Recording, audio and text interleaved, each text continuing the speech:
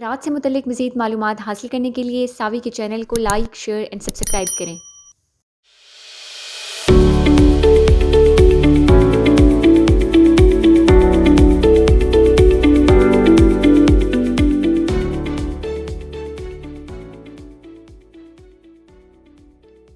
अऊज़ु बिल्लाहि मिनश शैतानिर रजीम।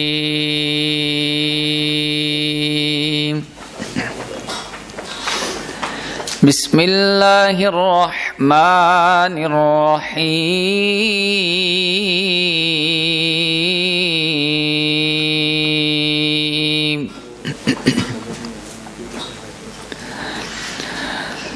हुवल्लाहुल्लज़ी ला इलाहा इल्ला हू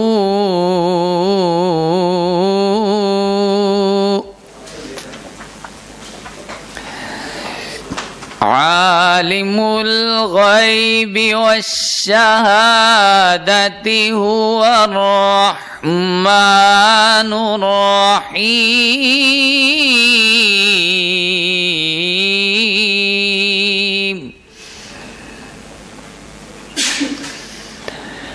हुवल्लाहुल्लज़ी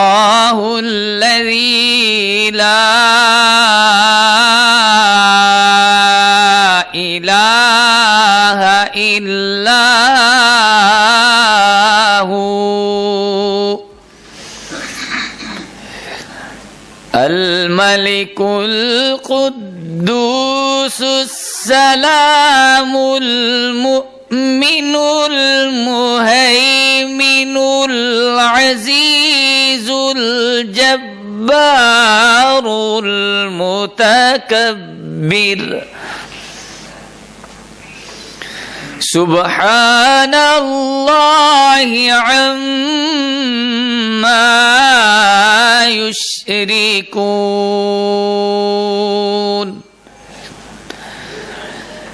हुवल्लाहुल खालिकुल बारिउल मुसव्विरु लहुल अस्माउल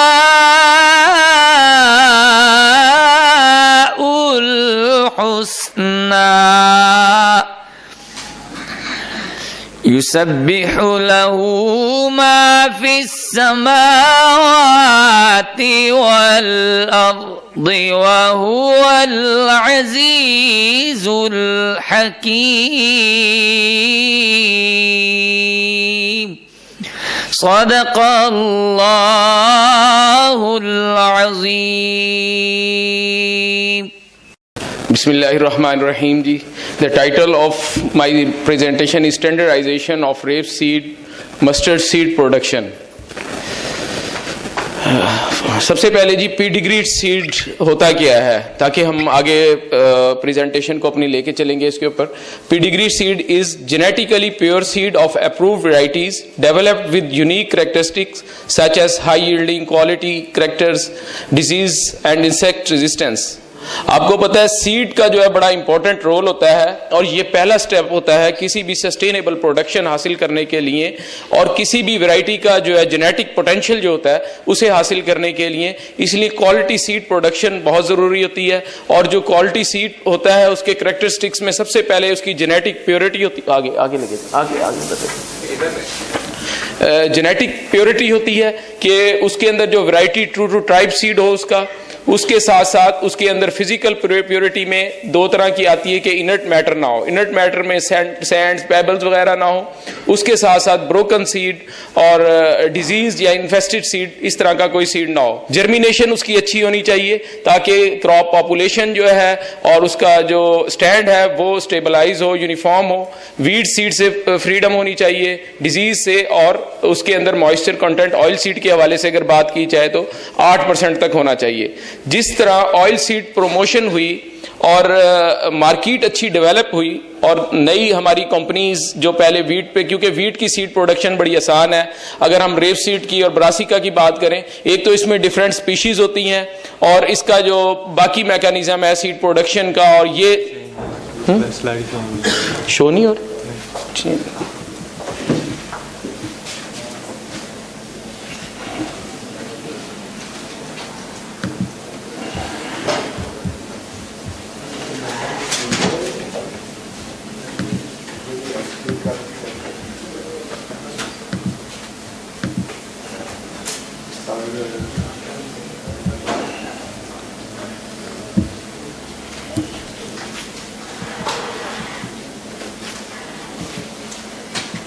ठीक है, शेयर हो रही है।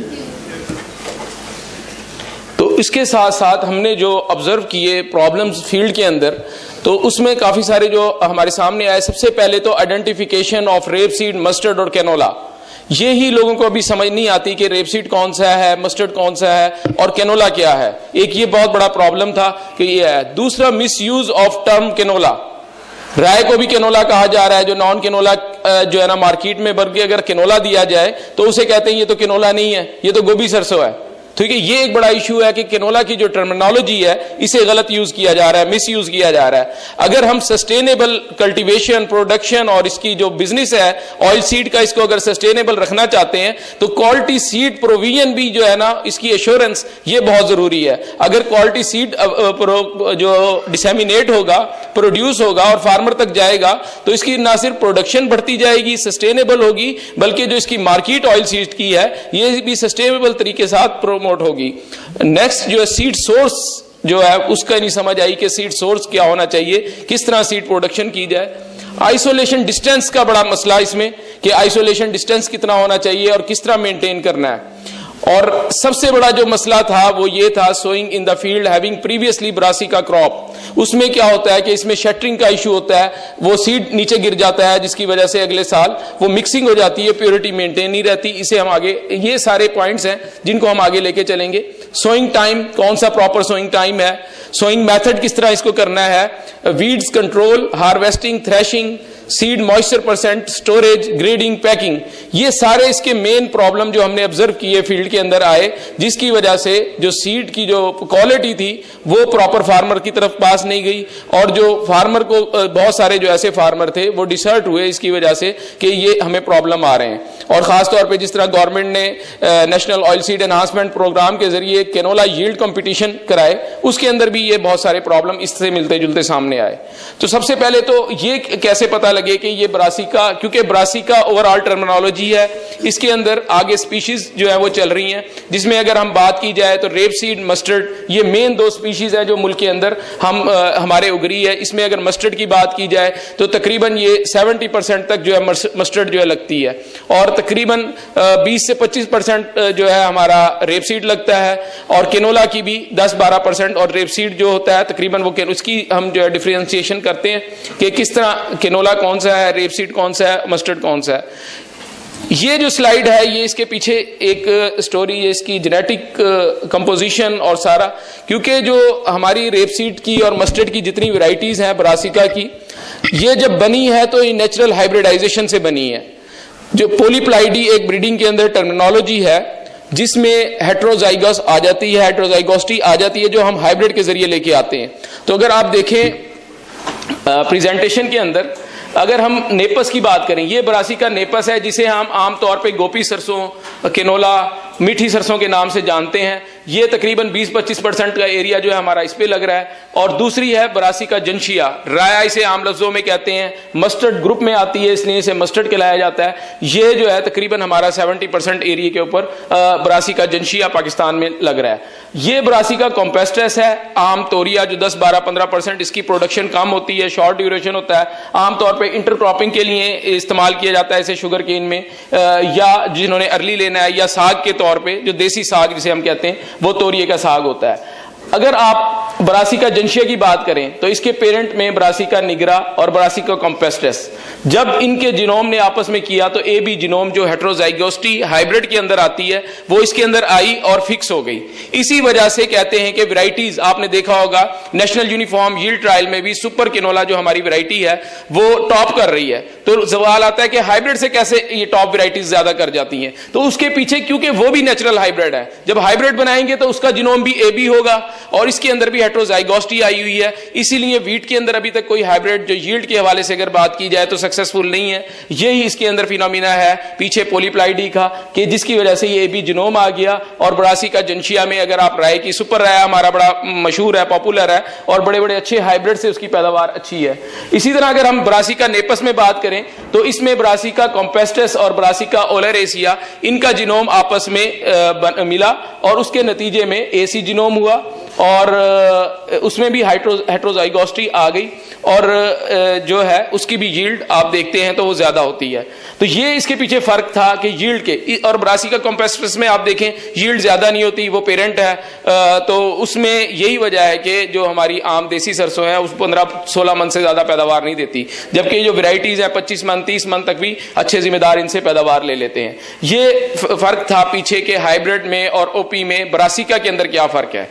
जेनेटिक फर्क ये था कि, और इनके जो साइंटिफिक नेम है, राय को हम ब्रासिका जंशिया कहते हैं, और उर्दू में अगर बात की जाए तो राया कहा जाता है और मस्टर्ड ग्रुप में आता है। इसी तरह ब्रासिका नेपस गोभी सरसों और जो है कैनोला।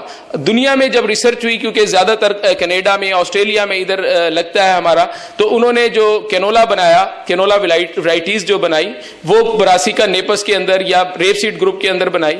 तो इसलिए ज्यादातर जो हमारे पास बाहर से इंपोर्ट हाइब्रिड रेपसीड के होते हैं वो कैनोला के अंदर होते हैं। और अभी तक राय का कोई मार्केट में जो हाइब्रिड है या वैराइटीज है वो कैनोला वर्जन नहीं है। जितनी भी राय की वैराइटीज हैं सिवाय आरी कैनोला के, आरी कैनोला सिर्फ एक वाहिद वैरायटी है जो 00 है जिसमें कैनोला क्वालिटी ऑयल है, ठीक है। बाकी जितनी भी राय अकसाम है वो कैनोला करके लोग मार्केट कर रही हैं, हमारी सीड कंपनीज भी, फार्मर भी।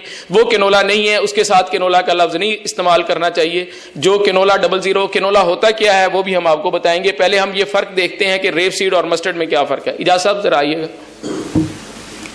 ये हम आपके सामने पौधे भी लेके आए हैं ब्रासिका जंशिया और ब्रासिका नेपस के अंदर।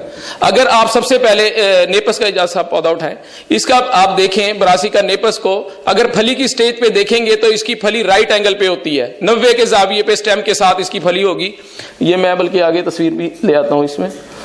ये देखें ब्रासिका नेपस का पौधा है आपके सामने, ये इसकी फली राइट एंगल पे आपको नजर आएगी, जबकि जो ब्रासिका राया है हमारा ब्रासिका जंशिया उसकी फली छोटी होगी एक तो, और वो 30 से लेकर 60 तक का एंगल बनाती है।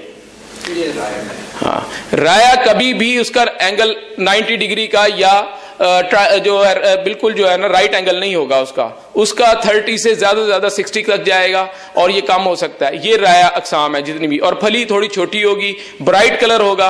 जबकि नेपस की अगर बात करें तो ये लाइट कलर है, फली लंबी है इसकी और राइट एंगल पे, हमेशा राइट एंगल पे होगा।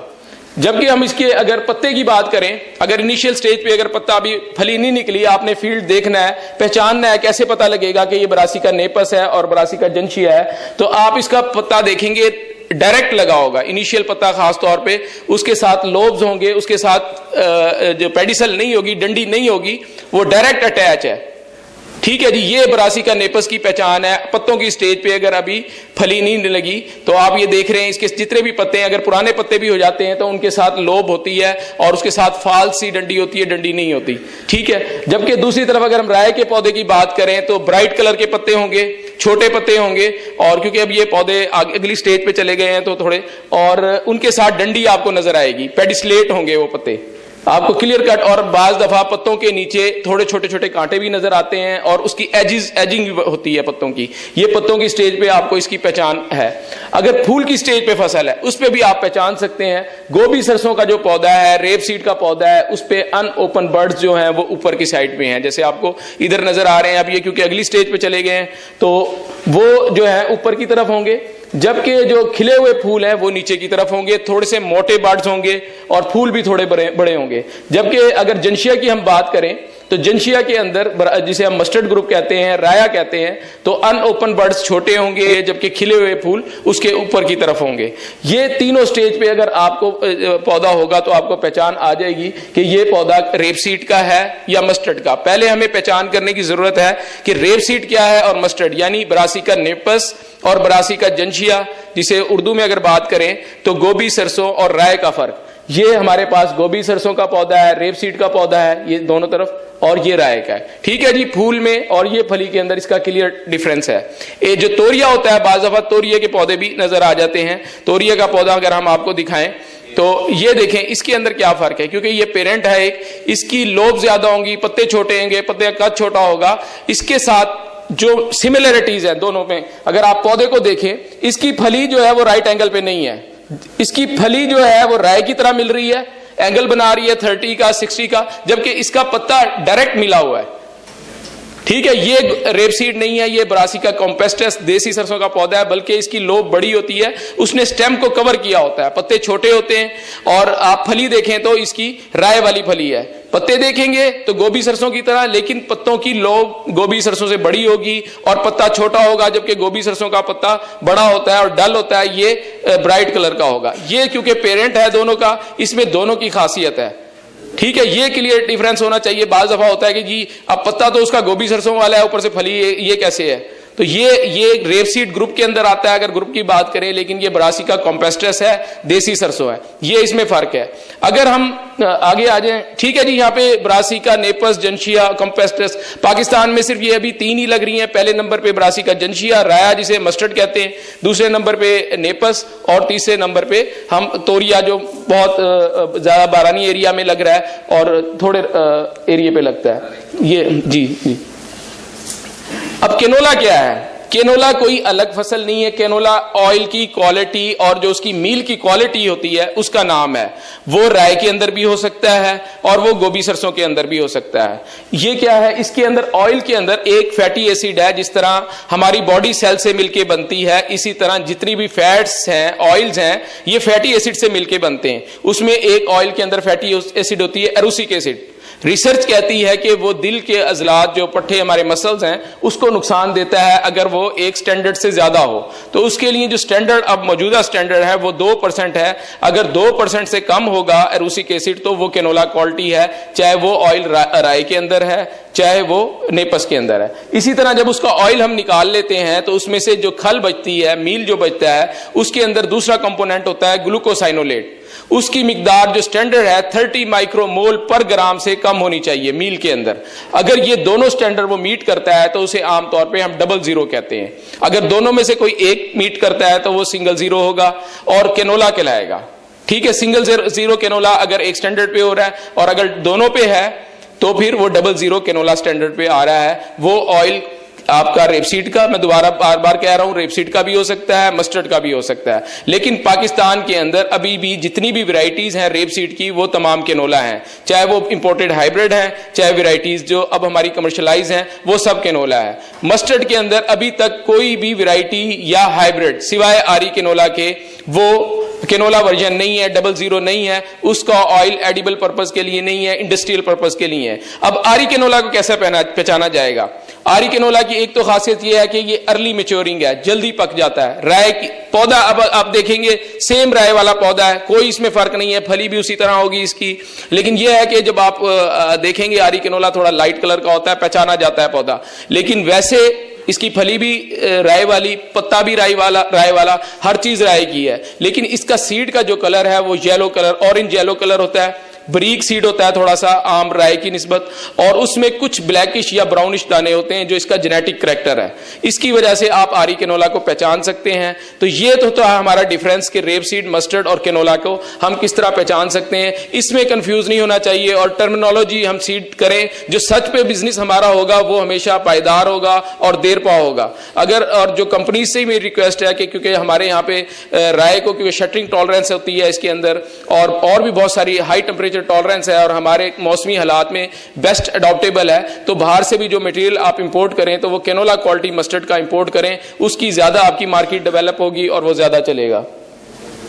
ये उसके केनोला क्वालिटी के पैरामीटर्स हैं कि एरोसिक एसिड जो है वो 2% और जो ओलिक एसिड, एरोसिक एसिड जो है इसको ओमेगा 9 का भी ये हिस्सा है जो हमारा, लेकिन ये हमारा पॉजिटिव ओमेगा 9 नहीं है। जो उसके जो हमारा ओलिक एसिड होता है वो हमारे लिए पॉजिटिव ओमेगा 9 है, वो 60% और 21%। और इसी तरह जो आम जो हमारे रेपसीड के केनोला हैं उसके अंदर जो ओमेगा 3 है वो 7% होता है, जबकि अगर हम मस्टर्ड में जाएं तो आरी केनोला के अंदर ये 12% से ज्यादा चला जाता है। और ये इसका बाकी फैटी एसिड है।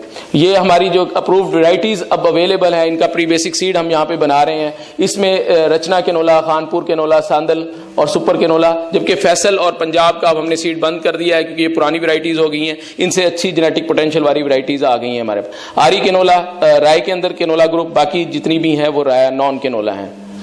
अब हम अगले स्टेप की तरफ आते हैं कि सीड मल्टीप्लिकेशन और सीड सोर्स किस तरह होना चाहिए। जो multiplication and distribution of high quality seed of approved variety is a crucial step in the agricultural crop production of any country.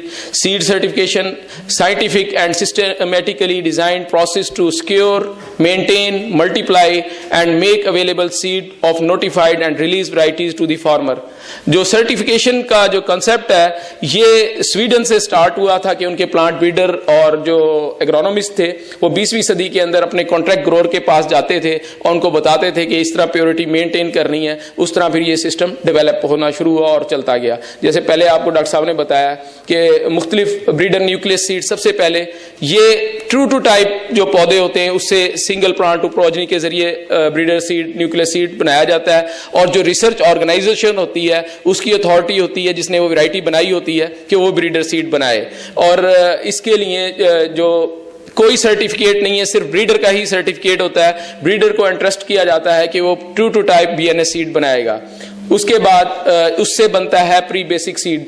तो प्री बेसिक सीड जो है ये रिसर्च ऑर्गेनाइजेशन बना के प्राइवेट और पब्लिक सेक्टर की सीड कंपनीज को देती है। इसमें एफएससी एंड आरडी इन्वॉल्व होती है, वो इसकी प्रॉपर इंस्पेक्शन करती है और उसको एक टैग इशू करती है जिसपे व्हाइट टैग पे डायगोनल पर्पल लाइन होती है। वो टैग भी मैं आगे आपको दिखाता हूँ। उससे फिर बेसिक सीड बनता है। ये पब्लिक और प्राइवेट सीड कंपनीज बना सकती हैं under the supervision of FSc and RD and follow the rules of FSc and RD regulation under seed act. तो इसके बाद सर्टिफाइड सीड, ये फार्मर के लिए असल जो सीड जो फार्मर के लिए होता है। अब हमारे पास फार्मर आते हैं जी बेसिक सीड दें, प्री बेसिक सीड दें। ये सीड कल्टीवेशन के लिए नहीं होता, ये सीड मल्टीप्लिकेशन के पर्पस के लिए होता है। Genetic potential pre basic seed के अंदर भी उतना ही है, सर्टिफाइड के अंदर भी उतना है, लेकिन ये सीड प्रोडक्शन की जो कैटेगरी है वो बेसिक सीड तक है। फार्मर के लिए जो सीड है क्वालिटी जो बेस्ट सीड है वो सर्टिफाइड सीड को समझा जाता है और उसका ब्लू टैग होता है। ये फार्मर के लिए बनाया जाता है। प्रोग्रेसिव कॉन्ट्रैक्ट फार्मिंग के जरिए भी सीड कंपनीज बना सकती हैं। उसके बाद एक कैटेगरी है अप्रूव कैटेगरी।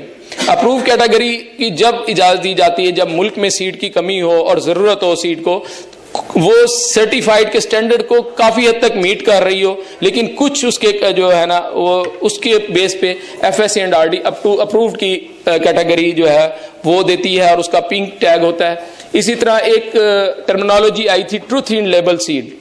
ये वो सीड होता है जिसके ऊपर प्राइवेट सीड कंपनी जो सीड इंपोर्ट करती है, मुल्क में सीड की कमी होने की वजह से वो ऑथोराइज किया जाता है और सीड कंपनीज को पाबंद किया जाता है कि वो जो सीड का पैक है उस पे उसके सारे स्टैंडर्ड मेंशन करे और उसे FSc and RD yellow tag जारी करती है। लेकिन अभी जो है हमारे यहाँ पे ये इसका इतना ज्यादा स्ट्रॉन्ग मैकेनिज्म नहीं है। सीड कंपनीज आती हैं, अभी वो न्यूट में भी भेज देती हैं और साथ वो मार्केट भी करना शुरू कर देती हैं, जो एक अच्छी प्रैक्टिस नहीं है। जब तक न्यूट और वैक और पंजाब सीड काउंसिल किसी वैरायटी को रिलीज ना करे उसको जारी नहीं करना चाहिए, उसको कमर्शलाइज नहीं करना चाहिए। इसी में हम सब की बेहतरी है। ये जैसे बताया कि रिसर्च प्री बेसिक और बीएनएस और प्राइवेट सेक्टर और पब्लिक सेक्टर बेसिक सर्टिफाइड और अप्रूव सीड बनाता है। आपको ये प्री बेसिक का टैग है, इस पे डायगोनल लाइन है पर्पल, और ये बेसिक का व्हाइट होगा, इस पे कोई लाइन नहीं होगी। ये बेसिक सीड का टैग है। इससे भी प्री बेसिक से बेसिक भी बन सकता है और इसकी बेस पे डायरेक्ट सर्टिफाइड भी सीड बन सकता है, जबकि बेसिक से सर्टिफाइड बनेगा, कभी भी बेसिक से प्री बेसिक सीड नहीं बनेगा। ये प्री बेसिक बीएनएस सीड से ही बनेगा हमेशा। ये आपको सर्टिफाइड सीड का और अप्रूव सीड का टैग नजर आ रहा है इसी तरह। ये और जैसे डॉक्टर साहब ने बताए थे जनरल करेक्ट स्टैंडर्ड बताए थे सीड सर्टिफिकेशन के हवाले से, ये स्पेसिफिक टू रेप, क्योंकि आज हमारी वर्कशॉप रेप सीड मस्टर्ड की है, तो रेप सीड मस्टर्ड के अंदर अगर आपका प्री बेसिक सीड है उसके लिए 99.9 यानी 100% प्योर सीड होना चाहिए। अदर वैरायटीज नॉन और इनर्ट मैटर 0.10, जर्मिनेशन 85% से ऊपर होनी चाहिए और 8% मॉइस्चर उसके अंदर। आइसोलेशन डिस्टेंस जो मिनिमम है वो 400 मीटर इसके अंदर दिया गया है। इसी तरह अगर हम इसकी बात करें तो इसमें भी 98% प्योरिटी दी है बेसिक के अंदर और 98% ही सर्टिफाइड के अंदर है और इसकी बाकी पैरामीटर्स भी दिए गए हैं। अब हाइब्रिड सीड प्रोडक्शन, हाइब्रिड को किस तरह प्रोड्यूस किया जाए। जो ABR लाइन सिस्टम के जरिए कंपनीज, अभी आजकल जो प्रैक्टिस चल रही है उसमें जस्ट सीड हम इंपोर्ट करते हैं, उसे पैक करते हैं और ट्रेड करना शुरू करते हैं। वो ना सिर्फ हमें कॉस्टली पड़ता है बल्कि उसकी अवेलेबिलिटी टाइम पे इसके बड़े इश्यू होते हैं, खासतौर पे अंडर जो हमारा कोविड का सर्कमस्टांस है और जो सिनेरियो चल रहा है इसके अंदर बड़ी लेट होती है, जिसकी वजह से हमारी कल्टीवेशन लेट हो जाती है, फार्मर बड़ा परेशान होता है। और जब लेट क्लाइमेट चेंज के हवाले से अगर हम बात करें, लेट सोइंग जितनी होगी उतनी प्रोडक्शन भी आपकी कम और डिजीज और इंसेक्ट की इन्फेस्टेशन वो भी बढ़ती जाएगी। उसमें आपके पास दो तरह से आपको सीड प्रोड्यूस करने पड़ेंगे। एक तो A और BR लाइन का इनका सीड आपको मेंटेन करना पड़ेगा हर साल, अगले साल hybrid seed F1 seed produce करने के लिए। दूसरा A और R के जरिए ये वाला जो मैकेनिज्म है इसमें आपने A लाइन हर साल B के साथ आपने मेंटेन करनी है, A और B का क्रॉस कराना है और ये आइसोलेशन के अंदर होनी चाहिए ताकि जो हनी बी है और दूसरी जो है इसके साथ क्रॉस पोलिनेशन ना हो सके, कंटामिनेशन ना हो। तो आपने A और B को मेंटेन करना है आइसोलेशन के लिए अंदर अलग, कम से कम भी आपका आइसोलेशन डिस्टेंस अगर है तो 1 किलोमीटर, क्योंकि हनी बी की जो मूवमेंट है वो 1 किलोमीटर तक होती है, सर्कल में वो मूव करती है, तो मिनिमम 1 किलोमीटर है, वरना 2 किलोमीटर हो, इससे ज्यादा हो तो ज्यादा बेहतर है। इसी तरह आपने हाइब्रिड सीड प्रोडक्शन करनी है, उसमें आपको A लाइन, ये फीमेल लाइन है हमारी जिसे हमने यहाँ पे मेंटेन किया है हर साल मेंटेन करके, साइटोप्लाज्मिक मेल स्टेराइल लाइन, इसको आपने R लाइन के साथ क्रॉस कराना है और उसके नतीजे में आपका F1 हाइब्रिड बनेगा। ये ट्रू हाइब्रिड है, ये नहीं है कि हम लगा लें और अगले साल निकलिए जी हाइब्रिड का सीड आया था और ये मल्टीप्लाई हो रहा है। इस तरह हाइब्रिड का सीड नहीं होता, वो ओपी वैरायटीज होती हैं। हाइब्रिड का सीड जब भी बनेगा वो इस मैकेनिज्म से बनेगा। आप अपने जब भी कोई MOU बाहर साइन करते हैं तो उनसे A एंड R लाइन का साइन करें ताकि मुल्क में सीड बनाए, सस्टेनेबल अवेलेबिलिटी ऑफ सीड हो, हमारी लेबर उसमें एंगेज हो और कॉस्ट इफेक्टिव सीड प्रोडक्शन हो, ताकि हम कम रेट पे, अच्छे रेट पे जब सीड अवेलेबल होगा तो ज्यादा फार्मर को उसकी तरफ मुतवज्जे होंगे। अब मैनेजमेंट के हवाले से जो है हमारा इश्यूज, उसमें जैसे मैंने आपको बताया था सबसे बड़ा इशू ये है कि लास्ट ईयर राया लगा होता है उस फील्ड के अंदर, उसमें हम केनोला लगवा देते हैं। जैसा कि आपको ये फील्ड नजर आ रहा है, ये हम इसी साल का एक फील्ड है, नुमाइशी प्लाट है, केनोला का बोर्ड लगा हुआ है। आपको ये जो पौधे नजर आ रहे हैं ये सारे राय के हैं जिसपे येलो फूल है, जबकि बोर्ड लगा हुआ है सांदल केनोला का। जो सांदल केनोला है ये नीचे आपको नजर आ रहा है। ये राया क्या है, 2 साल भी अगर भी जमीन में पड़ा रहा है, 2 साल बाद जब इसका मौसम आता है, पानी लगता है तो ये फूट पड़ता है और राय की ग्रोथ जो है वो केनोला यानी रेप सीड से जो है वो फास्ट है, वो तेजी से ऊपर चला जाता है और केनोला के जो पौधे हैं वो नीचे दब जाते हैं। इसलिए कम से कम आपने 2 साल जिस फील्ड को सिलेक्ट करना है सीड प्रोडक्शन के लिए, उसमें कम से कम 2 साल आपने ये अश्योर करना है कोई भी राया या केनोला की वैरायटी ना लगी हो। अगर आप केनोला भी लगाते हैं तो वो जो पिछला बीज है बाज वो शूट कर जाता है, वो ऊपर आके आपको शो हो रहा होता है, ऊपर नजर आता है, यूनिफॉर्मिटी फील्ड के अंदर नहीं आती। इसलिए कम से कम ऐसा कोई फील्ड सिलेक्ट नहीं करना जिसमें 2 साल पहले राया लगाओ, 3 साल या उससे ज्यादा पहले का हो तो वो कल्टीवेशन होती है उसमें, और कल्टीवेशन होना भी जरूरी है। ये हो कि 3 साल पहले लगा या 2 साल पहले लगा फिर कल्टीवेशन ही कोई नहीं हुई, उसमें पानी नहीं लगाया तो वो बीज पड़ा रहता है, वो भी उगाता है। ये भी ख्याल रखना है आपने कि कम से कम 2 साल पहले उधर कोई राया या केनोला, या ये क्या है जी मैंने तो केनोला ही लगाया था, ये भी केनोला, पता नहीं उसने कौन सी वैरायटी लगाई थी या हाइब्रिड लगाया था, वो मिक्सिंग हो सकती है।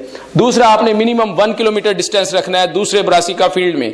ये सीड प्रोडक्शन की, मैं ओपन कल्टीवेशन फार्मर कल्टीवेशन की बात नहीं कर रहा, सीड कल्टीवेशन के लिए आपने कम से कम ये नहीं कि 7 फील्ड लगे हों, ये आपने ख्याल करना है। ये देखें आपको हनी बी का ये दिखाया है, तो इसमें इसका सर्कल जो है वो 1 किलोमीटर तक होता है, 1 किलोमीटर तक, और इसकी पोलिनेशन एयर से नहीं होती, इसकी हनी बी से पोलिनेशन होती है। हनी बी ने इसका पोलन लेके जाके उसको पोलिनेट करना होता है। इसके लिए दूसरा जो सीड प्रोडक्शन के लिए हमने स्मॉल सीडेड ड्रिल डिजाइन की है, और ये पाकिस्तान के एग्रीकल्चर में फर्स्ट पेटेंट है, तो इसको आप ले सकते हैं, इससे कल्टीवेशन करें, इसके आपके इंटरकल्चर ऑपरेशंस और सारे जो मामलात हैं देखें कितनी खूबसूरत इसी ड्रिल से ये लगी हुई है। इसमें गोडी भी कर सकते हैं आप, बाद में थिनिंग भी कर सकते हैं, सारे काम कर सकते हैं, और सीड प्रोडक्शन के लिए जरूरी है। आपको 1.5 फुट इसका डिस्टेंस है, रो टू रो डिस्टेंस रखना है, और 6 inch plant to plant distance के अंदर रखना है। अगर फर्ज करें अभी आपके पास अवेलेबल नहीं है, दूसरा मेथड इसका क्या है कि आप इसमें छट्टा दे के खेलियां निकालें, और इस तरह उसमें भी आप देखेंगे तो इंटरकल्चर ऑपरेशन हम अच्छे तरीके से कर सकते हैं, प्योर छट्टे पे ना जाएं। पहले नंबर प्रायोरिटी पे तो सीड प्रोडक्शन जितनी भी कंपनीज हैं उन्हें ड्रिल के साथ करना चाहिए। ड्रिल पे अगर अवेलेबल फर्ज करें वक्ती तौर पे नहीं है तो फिर आप इस तरीके पे आए, इससे भी होगा। और दूसरी आपकी जर्मिनेशन। तीसरी चीज आपने जो ख्याल करनी है, वतर का ख्याल रखना है। जब ब्रासिका का सोइंग टाइम होता है तो बहुत ज्यादा हाई टेम्परेचर होता है, वतर खुश्क हो रहा होता है, तो बाज़ फील्ड में आप देखते हैं कि पौधे कुछ राय के अंदर भी, ब्रासिका के अंदर भी शूट कर रहे होते हैं, ऊपर निकल रहे होते हैं। कहते हैं ये तो कोई और वैरायटी है। वो वैरायटी कोई नहीं होती, वो सिर्फ यही होता है कि जिस टाइम उसे सो किया उसे वतर नहीं मिला उस बीज को प्रॉपर, बाद में जब पहला पानी लगाया या बारिश आ गई उससे उसको वतर मिला, वो फूट पड़ा और फिर वो तेजी से अपनी ग्रोथ को करने के लिए वो ऊपर निकल जाता है और ऊपर जाके उस पर फलियां और फूल निकलते हैं। तो ऐसे लगता है कि ये ऑफ टाइप प्लांट है। उसके लिए वतर, तर वतर जिसे कहते हैं ना, गीला वतर रखना बहुत ही जरूरी है ताकि उसकी जो जर्मिनेशन है वो मैक्सिमम हो सके और क्रॉप की यूनिफॉर्मिटी मेंटेन रह सके।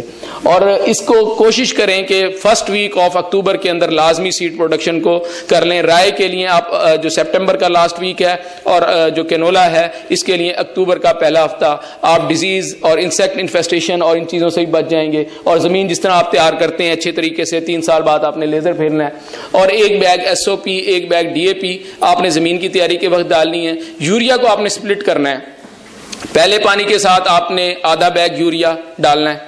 जब भी 20 से 25-30 दिन बाद पानी लगाएंगे, सारा पानी खाद एक साथ नहीं डालनी, उससे क्या होगा, उसकी वेजिटेटिव ग्रोथ ज्यादा होगी और रिप्रोडक्टिव की तरफ नहीं जाएगा। इसलिए स्प्लिट के अंदर डालें, पहले जो है आधा बैग यूरिया दूसरे पानी के साथ, फिर आप आधा बैग से कम आपने 10-15 किलो डालनी है अगर फूलों पे फसल नहीं आई। अगर फूलों पे फसल आ गई है तो कोशिश करें अमोनियम सल्फेट डालें कि उसमें सल्फर भी आपकी आ जाएगी। अदरवाइज आप उसके अंदर यूरिया के साथ 5 किलो सल्फर फी एकड़ डाल सकते हैं। उससे ना सिर्फ आप के दाने का वजन बढ़ेगा, प्रोटीन कंटेंट, क्योंकि सल्फर जो है नाइट्रोजन की एफिशिएंसी को भी बढ़ाती है और उससे प्रोटीन बनती है, दाना मोटा होगा, वजन बढ़ेगा और ऑयल कंटेंट भी उसके बढ़ेंगे। और जो पौधों की तादाद है वो 60,000 से 80,000 होनी चाहिए। ये जो 60,000 है ये मैं आपको बताता हूं आगे। और प्री इमरजेंसी के लिए स्प्रे है डुआल गोल्ड, बेस्ट इफेक्टिव है। पोस्ट इमरजेंसी अभी तक कोई जो है सक्सेसफुल नहीं हुआ जिससे इसकी कंट्रोल और इफेक्टिवनेस हो। और जब इंसेक्ट पेस्ट थ्रेशोल्ड लेवल से ज्यादा आने से पहले पहले आपने उसको स्प्रे कर देना है और उसे कंट्रोल करना है और मार्च के अंदर आपकी हार्वेस्टिंग हो जाएगी। अच्छा, पानी का भी एक दफा ख्याल इसमें बड़ा जरूरी है। आमतौर पे जब फलियां बन जाती हैं तो काश्तकार भी और लोग समझते हैं कि अभी से पानी की जरूरत नहीं है, हालांकि उस टाइम ये क्रिटिकल स्टेज होती है। आप पानी देंगे, आपका दाना मोटा होगा, वजन अच्छा बनेगा और हेल्दी दाना बनेगा। तो आपने सेकंड इरिगेशन इधर करनी है, इधर आपने सल्फर साथ देनी है या सल्फर वाली खाद डालनी है। और थर्ड इरिगेशन जब फलियां पूरी बन जाए और उसमें दाना बनने का अमल चल रहा हो तो उस टाइम आपने इधर भी हल्का पानी, लेकिन पानी इसमें गंदम की तरह भर के नहीं लगाना या बिल्कुल लाइट इरिगेशन, इतना पानी लगाएं। अगर ज्यादा पानी लगाएंगे तो आपकी फसल गिरने के भी चांसेस हैं, तो इसलिए बिल्कुल लाइट इरिगेशन और मौसम बारिश को देखते हुए आपने पानी लगाना है। ये स्टेज है, अगर मैनुअल आप हार्वेस्टिंग करते हैं तो ये कैनोला के अंदर स्टेज है कि आपकी 70% फलियां जो है ब्राउन हो जाए, दाना अंदर ब्लैक बनना शुरू हो जाए तो आप इसकी हार्वेस्टिंग कर लें। और ये राय के अंदर, क्योंकि राय शटर नहीं होता, इसमें 90% तक भी आप 80 से 90% तक जा सकते हैं। अदरवाइज क्या होता है, ये देखें, ये इस तरह शटर होता है और ये अगले साल उगता है उस फील्ड में और आपकी जो क्रॉप की जो यूनिफॉर्मिटी है और प्योरिटी है उसको मुतासिर करता है। तो हार्वेस्टिंग के टाइम जो ग्रेन के अंदर मॉइस्चर इसके लिए रिकमेंडेड है वो 20 से 25% हार्वेस्टिंग मॉइस्चर होता है ब्रासिका के अंदर। लेकिन जो सबसे बेस्ट है कि आप कंबाइन हार्वेस्टर से करें, जो वीट वाला आम कंबाइन हार्वेस्टर है उसके साथ की जा सकती है। ये देखें आपके सामने, ये हम सुपर कैनोला का फील्ड है। इसके लिए आपको 90% से ज्यादा मैच्योरिटी पे जाना पड़ेगा। हाँ, 90% से ज्यादा आप मैच्योरिटी पे जाएंगे। इसमें क्या करना है, जो मैंने आपको 60,000 और 80,000 का बताया था, इसमें आपने करना यह है कि आपने प्लांट पॉपुलेशन ज्यादा रखनी है, क्योंकि जब आप फलियां 90% फासले पे रखेंगे और 90% पे लेके जाएंगे, अगर और गैप होगा प्लांट में तो शटरिंग, हवा चलती है, तूफान आता है, आंधी या कोई ज़ालाबारी होती है, उसके से शटरिंग होने के चांसेस बढ़ जाते हैं। अगर प्लांट पॉपुलेशन 80,000 या 90,000 पे चली जाएगी, उससे क्या होगा, पौधे आपस में एक दूसरे के साथ फंस जाएंगे और जब बड़ा ब्लॉक एक लगा होगा तो वो जितना मर्जी तूफान आए वो हिलेगा नहीं, वो यकजा हुए खड़े रहेंगे पौधे और आपकी शटरिंग नहीं होगी। और इसमें आप देखें इसका हेड किस तरह रोल कर रहा है। जैसे ही पौधे को वो टच करता है तो पौधा अंदर उसके पैन में चला जाता है और शटरिंग लॉसेस नहीं होते इसके अंदर, मिनिमम शटरिंग लॉसेस इसके साथ होते हैं और आपको लेबर के और बाकी भी जो है अखराजात से बच जाते हैं। जबकि हम दूसरे अगर मेथड में जाते हैं, इस तरह काट के जब हम रखते हैं तो इसमें क्या होता है, आपने काट तो लिया, उसे जो रिकमेंडेड है 70 पे या 60-80% पे, उस टाइम तो शटरिंग नहीं होगी। अगर ओवर थोड़ा सा ज्यादा हो गया उस टाइम भी जर्क लगेगा, जब दरांती से काटेंगे तो आपकी शटरिंग हो जाएगी। मेजर आपका लॉस होता है जब इस को उठा के इस दौरान बारिश आ जाए, तूफान आ जाए, जब शटरिंग हो जाएगी। अदरवाइज जो मजदूर या लेबर का बंदा उठा के आपके थ्रेशर तक लेके जाएगा तो उससे बहुत ज्यादा लॉसेज होंगे। तो इसलिए कोशिश करें कि कंबाइन हार्वेस्टर से करें, इससे बच जाएंगे आप लॉसेस से, वरना वो 50% से भी ज्यादा बाज हमने जो काउंट किए हैं वो लॉसेस हो जाते हैं और हमारी वो प्रोडक्शन नहीं आती। अगर मजबूरी है इस तरह तो ये देखें, ये दूसरा फॉर्म, ये शहजाद बसरा साहब का फॉर्म है, डॉक्टर शहजाद बसरा साहब का, उन्होंने आरी किनोला इस दफा सीड प्रोड्यूस किया था। तो इस तरह कोई भी आप तरपाल या कोई चीज बिछा के उसके ऊपर आप इस तरह काट के उधर रखें ताकि वो जो शटर सीड होता भी है तो उसे बाद में कलेक्ट किया जा सके और हम उस अपने लॉस से बच सकें उसके अंदर। इसके अंदर केयर और दूसरी केयर क्या होती है मिक्सिंग के बचने के लिए, एक तो हार्वेस्टर को आपने अच्छी तरह क्लीन करना है। कंबाइन हार्वेस्टर है, वो कहीं से काट के आया होगा, उसके अंदर जो वो सीड ना हो, और दूसरी एक वैरायटी से दूसरी वैरायटी पे जा रहे हैं, फिर भी उसको अपने श्योर करना है कि 100% वो क्लीन हो, उसमें कोई दाना ना हो। थ्रेशर में इसी तरह जब थ्रेश कर रहे हैं तो उधर मिक्सिंग होने के चांसेस होते हैं कि वैरायटीज मिक्स ना हो जाएं, क्योंकि देखने में तो एक ही लग रही है ना, लेकिन वीट की तरह नहीं है। जब ये आप लगाएंगे तो आपको नजर आ जाएगा, अगर राया उसमें पहले थ्रेश हुआ हुआ है तो राय के पौधे निकल आएंगे और आपका फील्ड की प्योरिटी खराब होगी। और इसी तरह जब स्टोरेज करते हैं उधर भी इसके बैग लेबर से इधर उधर हो सकते हैं। स्टोरेज इसके गोदाम किनोला के, रेप सीड के हर वैरायटी वाइज अलग होने चाहिए, अलग प्रॉपर लेबल और टैगिंग करें ताकि उससे आपकी मिक्सिंग के चांसेस मिनिमम हो जाएं। क्योंकि हर वक्त जो मालिक है या ऑनर है, जो सीड प्रोडक्शन का मैनेजर है, वो लेबर के सर पे नहीं खड़ा होता। अगर लेबर से थोड़ी सी भी कोताही हो गई तो आपका सीड उसमें जाया होने का नुकसान है। इसी तरह इसकी स्टोरेज का बड़ा इशू है कि आप 8% पे इसकी मॉइस्चर लेके आए, उसके लिए मॉइस्चर मीटर होना चाहिए सीड कंपनी के पास। वो आम 40-50 हज़ार का आपको मिल जाता है। वो उससे 8% से अगर ज्यादा मॉइस्चर होगा तो फंगस लगने के चांसेस बढ़ जाएंगे, और अगर 8% पे करेंगे तो इसकी और इसके 18 से 25 डिग्री और क्लीन और ड्राई किसी भी स्टोर प्लेस पे आप इसे कर सकते हैं। और इसी तरह पैकिंग करनी है जहां पे आपने इसकी, वो भी सेपरेटली होनी चाहिए, या एक वैरायटी आप करके साथ 2-3 वैरायटी नहीं चलानी चाहिए कि इसे भी पैक कर लें क्योंकि मार्केट डिमांड है, दोनों का स्टॉक चला जाए मार्केट के अंदर। पहले एक वैरायटी को कंप्लीट करें, फिर उसके बाद दूसरी वैरायटी को करें। इस तरह हम जो इसकी प्योरिटी को मेंटेन कर सकेंगे और जो प्रॉब्लम हमें आ रहे हैं उनसे बच सकेंगे। ये आखिर में जो हमारी आखिरी स्लाइड है, ये प्रोसीजर बता रही है सीड सर्टिफिकेशन। सारा प्रोडक्शन करने के बाद हमने क्या करना है, FS&RD को लेटर लिखना है। जो भी आपके कंसर्न डायरेक्टर आपके डिस्ट्रिक्ट के या डिवीजन के हैं उनको आप लेटर लिखेंगे कि इतने एकड़ पे हमने फलानी वैरायटी लगाई है, उसकी इंस्पेक्शन करें वेजिटेटिव पे, उसकी वो रोगिंग कराएंगे। और क्रॉप इंस्पेक्शन मैक्सिमम 3 होती हैं, अगर कोई वो करते हैं, अगर 3 के बाद भी कोई चीज बची है तो वो फिर उस फील्ड को रिजेक्ट कर देते हैं। इसी तरह प्रॉपर टाइम पे हार्वेस्ट करें, जैसे बताया, शटरिंग से बचने के लिए, और मिक्सिंग और हार्वेस्टिंग ये सारा आपने बचना है। सीड ड्राइंग एज पर क्रॉप स्टैंडर्ड वो भी आपको बता दिया था पीछे। और स्टोरेज 18 से 25 पे करनी है। और जब आपने थ्रेश करके अपने स्टोर में ले आना है तो ग्रेडिंग से पहले आपने एक दफा फिर FSC&RD को सैंपलिंग करानी है उसकी। और इसी तरह ग्रेडिंग, सीड ग्रेड करने के बाद जब आप पैक करते हैं तो उसकी सैंपलिंग करानी है और टैग करना है और फिर उसको मार्केट करना है। मेरा नाम सायरा सईद है। मैंने MSc honours agriculture soil science में किया है, जो कि यूनिवर्सिटी ऑफ एग्रीकल्चर फैसलाबाद में। और अब मैं सावी एक हमारी प्राइवेट कंपनी है जिसमें मैं हेड ऑफ नॉलेज सेंटर के तौर पे अपनी खिदमत जो सर अंजाम दे रही हूँ। सावी के बारे में अगर मैं बात करूँ तो सावी हमारे पास UK बेस्ड कंपनी है। एक अपसाइन है जिसमें पाकिस्तान और UK के साइंटिस्ट जो है वो मिलके पाकिस्तान में हमारे फार्मर्स कम्युनिटी जो है उसकी बेहतरी के लिए काम कर रही है।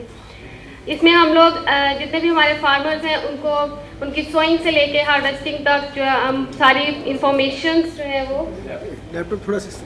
इंफॉर्मेशन जो है वो पहुंचा रहे हैं। जैसे कि अभी मैं सेमिनार में देख रही थी, हमने सीड की बात कर ली है, सीड मिल रहा है। हम याद कर रहे हैं कि हमारी ज़मीनों में कैपेसिटी है लेकिन हमारे फार्मर्स जो है उसको पहचान नहीं पा रहे। तो इस सिलसिले में सावी जो है वो अपने फार्मर्स के लिए हेल्प आउट कर रही है। कि वो फार्मर्स को इन्फॉर्मेशन दे रही है। जैसे कि सर ने बात की कि क्लाइमेट चेंज जो है, जिसकी वजह से टेम्परेचर चेंज हो रहा है, हमारी मेथडोलॉजीज चेंज हो रही हैं, हमें अपना जो क्रॉपिंग पैटर्न है उसको चेंज करना पड़ रहा है। हमारे फार्मर्स जो हैं इस चीज़ से, जैसे कि हम जानते हैं हमारे फार्मर्स देहाती लोग हैं, उनको इतना वो नहीं जानते कि वो किताबों को पढ़ें या कैसे करें, तो इस मामले में उनको इतनी मालूमात नहीं है। हमारे किसान भाई वही 10 साल पुरानी जो क्रॉपिंग पैटर्न है उसको फॉलो कर रहे हैं। तो सावी ने इस चीज़ को स्टेप अप किया है, वो अपने फार्मर्स जो हमारी न्यू जनरेशन है उसको भी, और फार्मर्स जो उनको डिजिटल एग्रीकल्चर की तरफ मूव कर रहे हैं। सावी ने अपनी एक ऐप लॉन्च की है जिसमें हम सारी प्रोडक्शन टेक्नोलॉजीज, अगर मैं वीट की बात करूं तो सोइंग से लेके हार्वेस्टिंग तक, उसकी स्टोरेज तक, उसकी मार्केट तक जाने तक सारी इंफॉर्मेशन जो है वो हम फार्मर्स को प्रोवाइड करें। और लंबे लंबे कोई पैराग्राफ नहीं, हम 2-2 मिनट्स की, 3-3 मिनट्स की जो है वो वीडियोस बना रहे हैं कि अगर फार्मर है वो किस इलाके का फार्मर है, उसको उसके इलाके के हिसाब से कौन सी गंदम की वैरायटीज़ मौजूद है उसके लिए, तो वो फार्मर्स जो है वो वीडियोस के जरिए उसको इन्फॉर्मेशन मिल जाएगी। इसके अलावा नामियाती खादें हैं, जैसे सर साहब ने भी बात की कि रिकमेंडेड फर्टिलाइज़र एप्लीकेशन जो है वो जो रिकमेंडेड डोज है वो फार्मर को कैसे पता चलेगी, वो हमने एक 2 मिनट की वीडियो बना दी है जिसमें किसान भाई जो है उनको पता चल जाएगा कि ये रिकमेंडेड डोज है और ये इतनी जो है मैंने अपनी फसल जो है उसको खाद डालनी है और मेरी फसल जो है वो अच्छी पैदावार देगी। इस सिलसिले में हमारे सावी ने एक ऐप लॉन्च की है सावी के ही नाम से, SAWIE सावी। मेरी तमाम अपने व्यूअर्स और अपने जो मेहमानाने गिरामी हैं इनसे रिक्वेस्ट है कि वो ज़रूर इसको इंस्टॉल करें और इसको रिव्यू करें। अगर वो अपनी हमें अपने मालूमात या अपनी कोई ऐसी राय देना चाहते हैं कि इसमें हम ये चीज़ जो है वो उसको एडवांस कर सकते हैं, ज़रूर हमें बताएं। इसमें हमने सारी वीडियोस अपलोड की हैं, सारी अपनी इंफॉर्मेशन देते हैं फार्मर्स को। इसका जो मेन ऐप का जो प्रोडक्ट है वो माई फार्म को ऐप है, जिसमें फार्मर जो है वो अपना फार्म जो है उसको मैप कर लेगा, तो हम उसको उसके क्रॉप से रिलेटेड उसकी हेल्थ के बारे में और टेम्परेचर के बारे में उसको उसके फार्म में उसके घर बैठे जो उसको इंफॉर्मेशन देंगे ताकि फार्मर्स को इरिगेशन के लिए और फर्टिलाइज़र एप्लीकेशन के लिए इजी फील करें। वो अकॉर्डिंग टू द टेम्परेचर और अकॉर्डिंग टू द क्लाइमेट वो जो अपनी इरिगेशन कर ले। फॉर एग्जांपल बारिश होने वाली होती है लेकिन किसान भाई जो है वो पानी दे देते हैं फसलों को, जिसके बाद बारिश हो जाती है तो वो पानी ज़्यादा हो जाता है जो कि फसलों के लिए अच्छा नहीं है। तो इसमें क्या है कि फार्मर जो है वो अपना फार्म जो है वो मैप कर लेंगे तो उनके लिए आसानी होगी। वो 1 हफ्ते का अपने फार्म, ये नहीं कि पूरे इलाके का, अगर आपकी 10 एकड़ ज़मीन है, आपने 10 एकड़ का फार्म मैप कर लिया तो आपको 10 एकड़ का जो है आपको टेम्परेचर पता चल जाएगा, आप उसी के अकॉर्डिंग जो है अपनी क्रॉप को ट्रीट कर सकते हैं। और इससे हमारी क्रॉप जो उनकी पैदावार भी अच्छी आएगी और फार्मर्स के लिए फर्टिलाइज़र और इरिगेशन इसका भी जो ज़िया है वो नहीं होगा। इसके अलावा हम फार्मर्स के लिए जो काम, जैसे ये सेमिनार चल रहे हैं हमारे जूम पे, हर हफ्ते जो है वो हम मीटिंग करते हैं, जूम मीटिंग करते हैं। उसमें जो भी करंट सिचुएशंस होती हैं, जैसे अब फरवरी में हमारे पास भिंडी की काश्त जारी थी, उसके अलावा जितने भी वीट की जो प्रॉब्लम्स आ रही हैं इससे मुतालिक जो है हम सारे अपने फार्मर्स जो हैं उनको मदऊ करते हैं कि वो जूम पे आएँ। और हमारे एग्रीकल्चर एक्सपर्ट्स हैं, different universities, different research institute से हमारे एक्सपर्ट्स जो हैं वो हमें ज्वाइन करते हैं और फार्मर्स जो हैं वो डायरेक्टली उनसे कॉन्टेक्ट करके अपने प्रॉब्लम्स जो है उनको शेयर करते हैं और उनसे सोल्यूशन लेते हैं। तो मैं उम्मीद करती हूँ कि आप लोगों को सावी के ये जो काविश है ज़रूर पसंद आई होगी और आप लोग इसमें सावी को ज़रूर हेल्प आउट करेंगे ताकि वो किसानों को मज़ीद से मज़ीद जो है वो रहनुमाई कर सके और उनको मालूमात फराहम कर सके। जी शुक्रिया। मज़ीद मालूमात और बर वक्त आगाही हासिल करने के लिए सावी के तमाम सोशल मीडिया अकाउंट्स के साथ जुड़े रहें और सावी की ऐप को प्ले स्टोर से डाउनलोड करके फ़ायदा उठाएँ। शुक्रिया।